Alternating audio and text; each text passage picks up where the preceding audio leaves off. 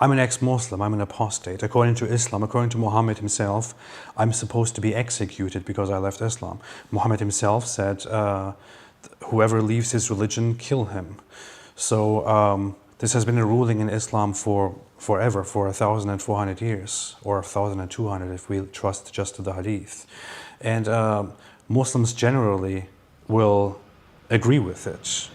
I would say, from my experience and from the polls that we have around the world, half of the Muslims around the world will agree that people who leave Islam should be punished in some way or killed. And most of them will generally agree that if somebody insults Islam or blasphemes Islam, they should be punished or killed. And when somebody like me, for example, has left Islam and openly says, I have left Islam and Islam is a horrible religion, Islam is bad, Islam is stupid and evil and all that, they will generally agree that I deserve to be killed, and they would happily advocate for it or happily even do it if they got away with it. And I do not think that they would treat Jews and Christians and other disbelievers who resist them very differently.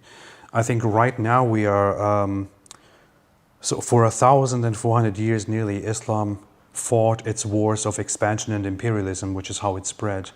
The West eventually, after the First World War, overcame the last Islamic empire, which was the Ottoman Empire, and thereby put an end to the Islamic expansionism, and this led to the abolition of the caliphate, which is why Muslims are kind of currently in a forced state of division and disunity, and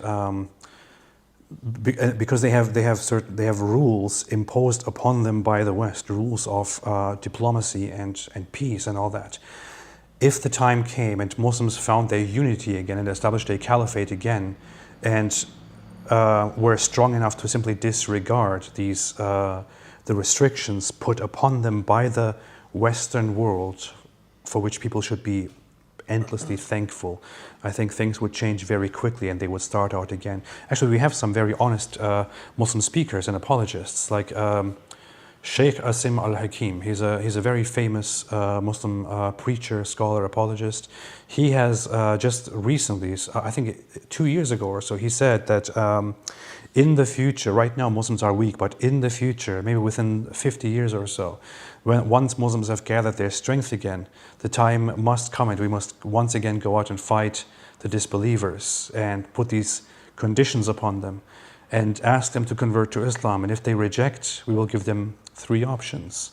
The final one of them would be, of course, to be killed and to have their children and women enslaved. When Muslims go and conquer the adjacent country, what do? We kill them all? No. The Prophet says, the first thing you do is call them to Islam. If they refuse, then tell them Allah obliged upon you to pay taxation. If they refuse, then we have to fight. And if we fight you, then we capture you, you become our slaves, and we take your land, and you take because you refuse. I give you 2 good options in the coming 40, 50 years when the Muslims become strong as they're supposed to be. They are happy to say these things once the conditions are established. And people need to be aware that this is how Islam always was. Right now people are blinded because the West has imposed peace. And that kind of, that gives us an illusion that Islam is also peaceful. Islam is not peaceful. It has always been violent and expansionist. And the time will come, if you're not careful, when that expansionism and imperialism and violence will come back, not just in the form of terrorist attacks or certain regions here and there. And by the way, we over here in Europe usually do not care much about what's happening in Africa, but in Nigeria they're very much still active and constantly slaughtering Christians day and night.